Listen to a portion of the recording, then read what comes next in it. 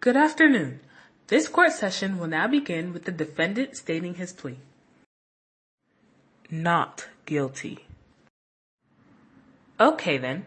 Prosecutor, you may now state your claim. The murder of both Piggy and Simon occurred under the leadership of Jack. On the night of Simon's murder, Jack commanded his followers to shout the chant that explicitly indicated his intent to kill. Moments after their war cry, they brutally slaughtered Simon without hesitation. Piggy suffered the same fate days later after attempting to retrieve his glasses back from Jack. However, Piggy's courage was met with death. Jack purposely pushed the rock that struck Piggy, causing him to fall off the mountain helpless. At the end of this trial, we will ask that you find Jack guilty of committing the murder of Simon and Piggy. Thank you. Piggy suffered the same fate days later after attempting to retrieve his glasses back from Jack. However, Piggy's courage was met with death. Jack purposely pushed the rock that struck Piggy, causing him to fall off the mountain helpless. At the end of this trial, we will ask that you find Jack guilty of committing the murder of Simon and Piggy.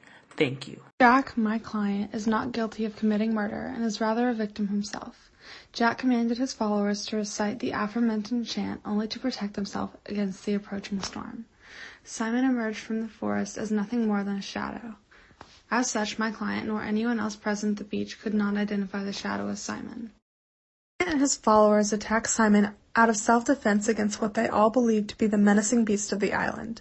Finally, the testimony from Jack will prove that it was not my client who pushed the rock that caused Piggy's death, but rather it was Roger.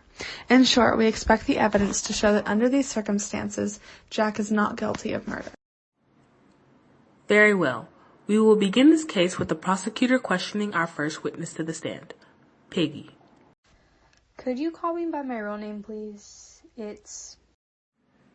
While on the island, how were you treated by the defendant? Jack was always rude to me upon arriving on the island. Whenever I tried to take the continent and express my ideas, he would always shut me down without even hearing my suggestions. Whatever I did, I always felt like I had a target on my back. Then is it true that Jack broke a lens on your glasses? Truthfully, yes.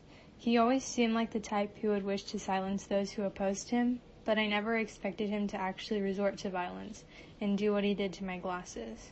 From that day forward, I pegged him as an evil monster.